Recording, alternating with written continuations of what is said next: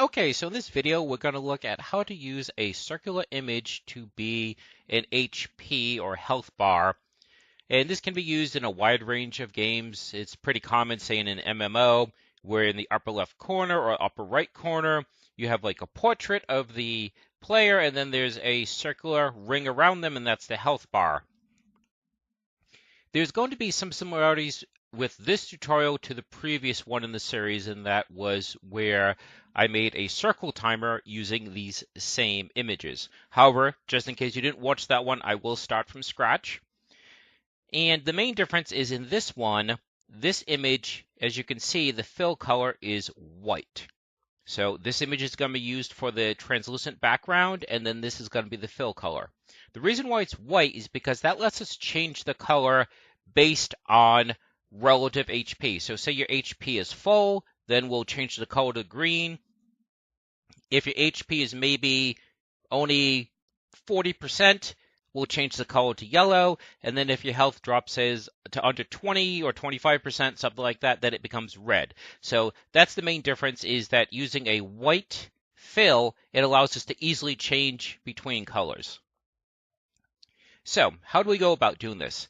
Well, the first thing to know is that you go to Game Object and you go to UI and you go to Image. So these have to be UI image objects.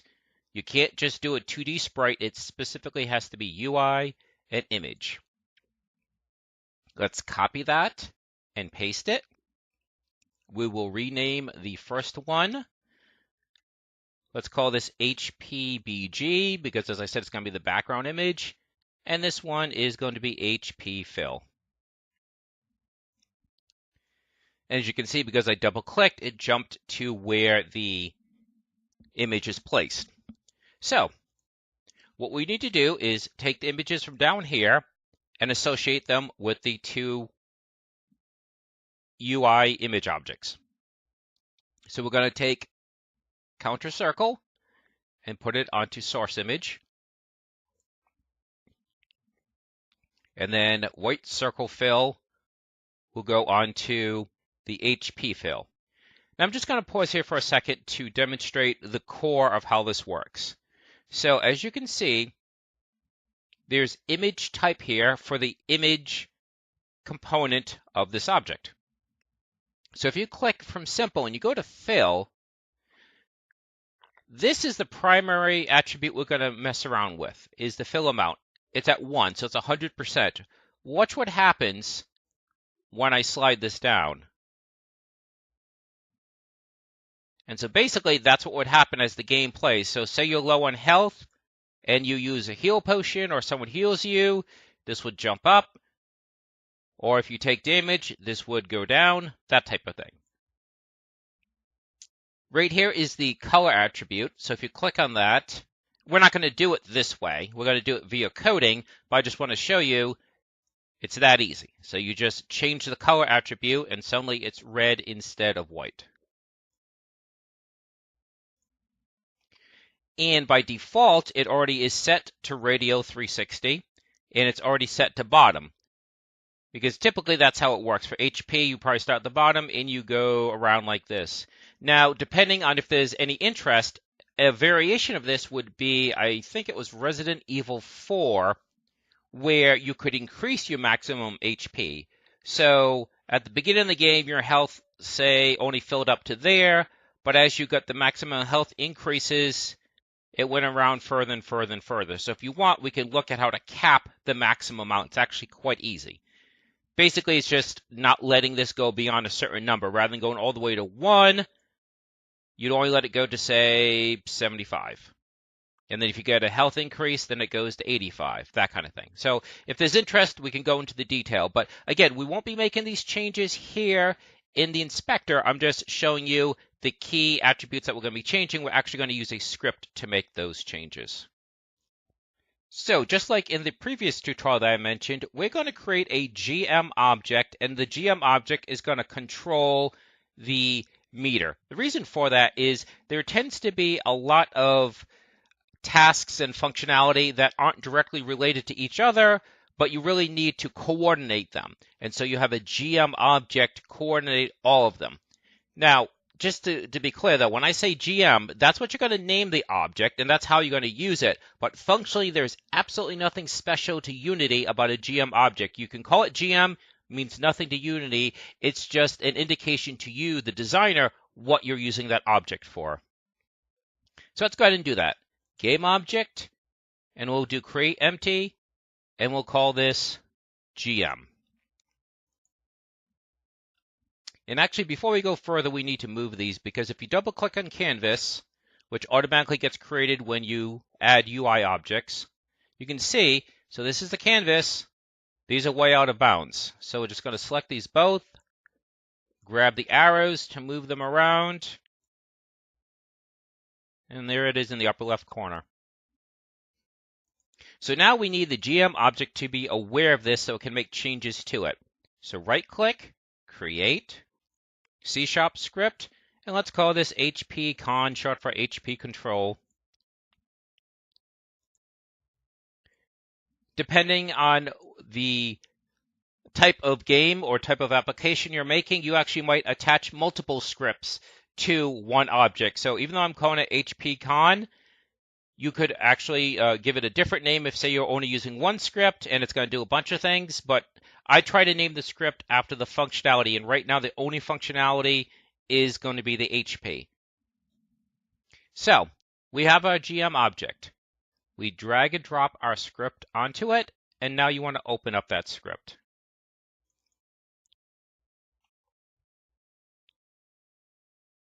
So as that we have access to the various UI commands, we're going to, up here, type using Unity Engine.ui.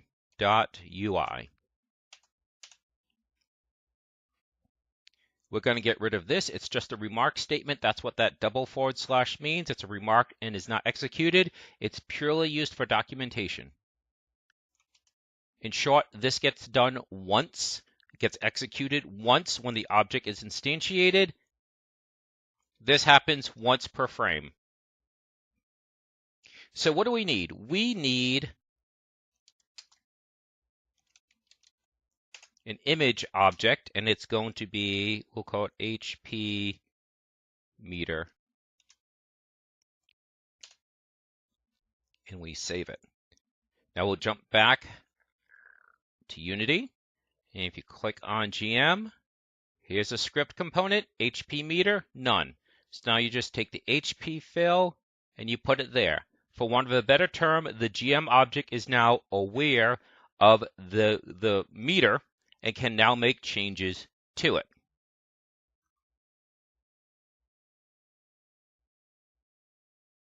I will do a couple examples just to show you how individually you can change attributes, and then we'll get into the final coding. So in the start section,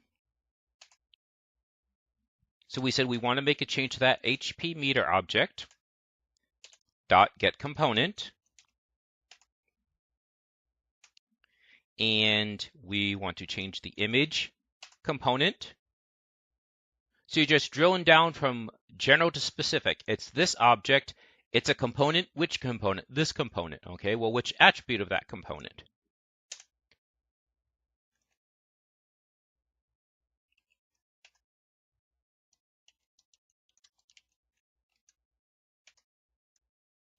And let's make this green. So we'll make it 0, 1, 0. So we're looking at the color attribute of the image component of the HP object, and we're changing the color to all green. So RGB. And it happens when it's instantiated, when it's initialized. And there you go, turn to green. So what will happen is rather than having a constant, we can have a variable. And when you change that variable, then the color would change. So let's remark that out for the moment. That way, if we need it, we can just remove the remarks. But again, this makes it a remark statement. It's a good way to test coding without actually having to remove it. So what else do we want to do? We said that we wanted to change, so HP meter dot get component, and this time it's also image, but it's not going to be color. It's going to be fill amount, and let's put it at 0.5F. Since it's a decimal, you have to use the letter F. If not, it'll error out. So watch what happens now.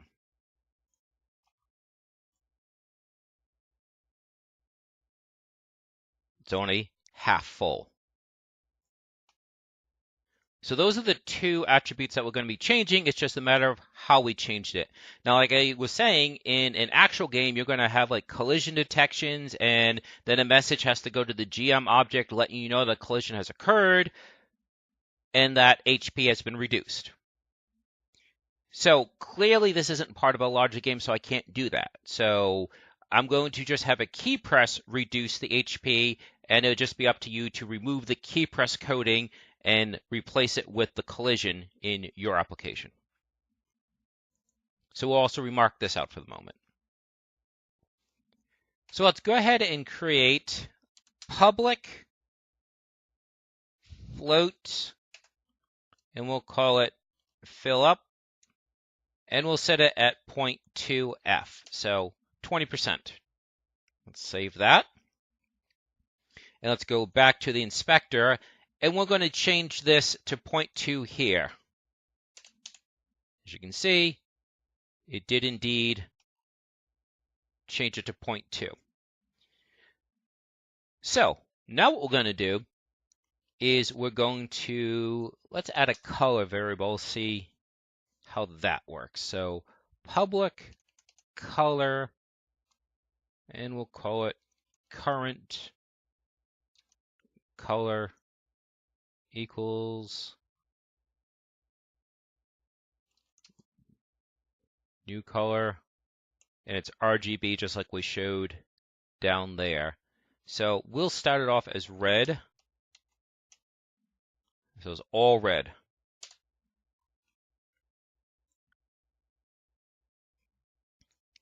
And we will change it here. I mentioned that we weren't going to make the changes here, but you can. It's just you have to make the change in the code. And 255.00 is all red. Okay, so we have our %fillup variable, and we have our color variable. And now what we're going to do is we're going to just look for a key press. So we're going to look for the space bar because it's easy to code. Yes, I know the space bar typically is like a jump button in a lot of games, but we'll have it be your heal ability. So you change the key binding, and now space does healing. So to check for a key press, if input dot get key down. So get key down occurs once. It's the first frame in which the key is being pressed down, whereas get key without the word down is every single frame it checks. So this is true for just one frame, the frame in which it is first pressed. Why would you want to do something like that? Well, the difference between, say, rapid fire and manual fire. If you have a weapon that's rapid fire, then as long as the key is down, it's going to keep firing. If you want them to have to press every single time, then it'd be get key down. So get key for rapid fire, get key down for single fire. One way to think about it. Squiggly brackets. So if the space key has been pressed, we want something to happen. Well, we said that we're pretending that that's your heal spell. So that means fill up needs to be increased. So fill up plus equals, let's say it does 0.2. So increases your health by 0.2. And pausing here again for a second. This is just your health gauge. This is not your actual health variable. So this isn't actually tracking your health. This is tracking the representation of your health on the screen. So you're still going to have like a separate variable hero HP or whatever you call it, whatever you decide to call it, that's tracking it. So you have to keep the meter to be true to the actual HP. So this is all just changing the meter, not changing the health itself. So fill up plus equals 0.2F. And then what we'll do is we'll just take this statement, put it here, but we get rid of the constant and replace it with that variable. And we will run it like this before we do the color. It's always good to test one functionality. Right? If you have several things you're trying to do, it's always good to test it in pieces. That way, if something fails, you know what part fails. So if the spacebar is pressed, this variable gets increased, and it gets applied to the fill amount attribute. So it's not going to change the color yet. We're not doing that yet. So I'm going to hit the spacebar, and there we go, there we go, there we go. Spectacular. Working as intended. Now what we want to do is we want to check for color. So this is increasing this variable and applying it. Now what we want to do is we want to check to see, we want to check this versus certain thresholds, and based on that threshold, the color will change. So it'll be a separate if section. So if, and we're not looking for input here, we already checked for input. Now we're looking to change the fill up. So if fill up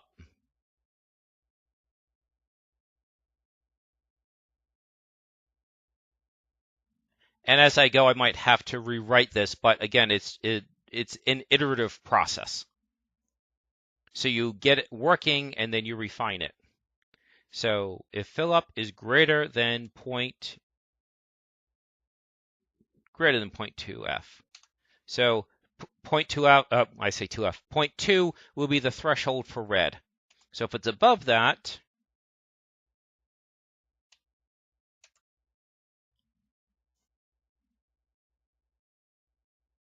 let's do just green at the moment, red and green, and then we'll work yellow in.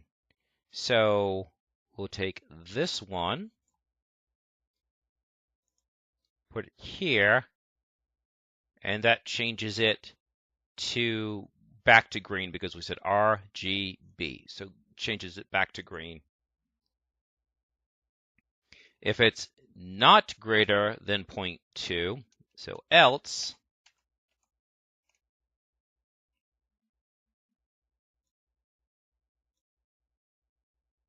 so actually at the moment we're not even really using that current color variable.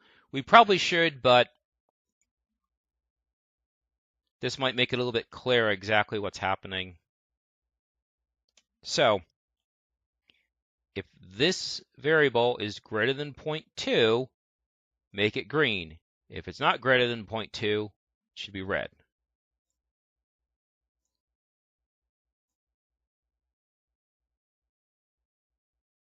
So it's not greater than 0.2.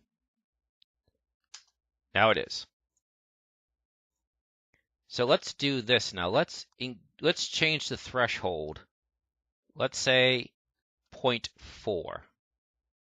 So that means I should be able to heal once and still be red.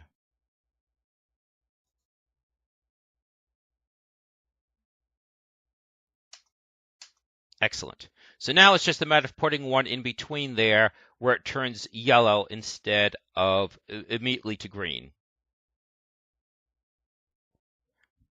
So to make this work, the middle color, the yellow, needs to have an upper and a lower. So right now we're just looking at one direction.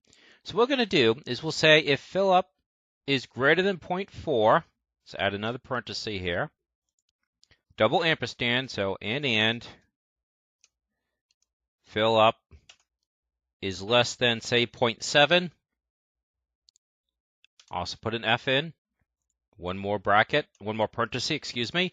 The parentheses have to match, so this one is matching with the outer, this one's matching with the inner, this one's matching with the other outer. So if fill up is greater than 0.4 but less than 0.7, then it's going to be yellow. Or then, sorry, not then. Then it will be yellow. So, and 1 for red and 1 for green give us yellow. Now we can't do the else because there's two possibilities. It could be less than this and it could be greater than this. So we'll get rid of the else and we'll put in another if. If fill up is less than or equal to 0.4 F. So got to make sure you do the equal. So this one's greater than, so this one would be less than or equal to. So if it's less than 0.4, then it's red. And now we can just do a quick copy here. And if it's greater than or equal to 0.7, so you don't want any gaps. You want all possible numbers accounted for. Could this be done a little cleaner? Probably, and we wound up not even using current color. But again, like I said, it's an iterative process.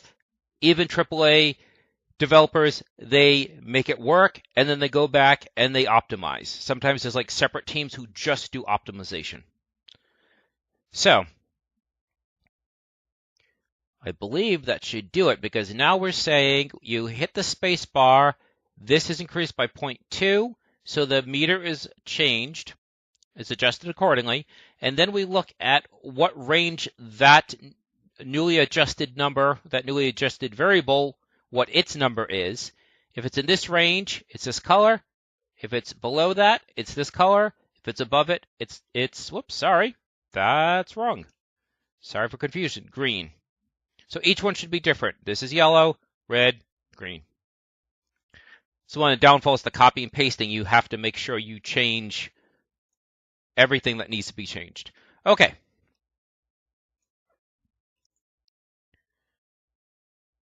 So it's red. We hit once. It's still red because we said the cutoff was 0.4. We hit again. It's yellow. We hit again, and it's green. Absolutely perfect. So that should do it. That is what I was hoping to accomplish, that you now have the ability to have a circular meter for your health points, and depending on whether your health is increasing or decreasing, that meter fills and adjusts for the corresponding color for that range. So I think that should about do it. We can look at a separate video about constraining this, about if the maximum HP. So right now, there's no cap. This just says OK increase. To put a cap, you would have to put a check in there and say, do not let it go above a certain amount. So you would do, say, fill up plus equals 0.2F like it has, and then you do it if. If that is greater than, say, 0.8, then you reduce it back down to 0.8, that you don't let it go above that hard cap. And then increase in maximum HP would just be increasing that hard cap. So if that's something you want to see, just leave a comment and a like, and I'll do another video for that. That would be fairly short because, again, it's really just putting a check on this because right now it's unchecked. Okay, that should about do it. I hope you found this helpful.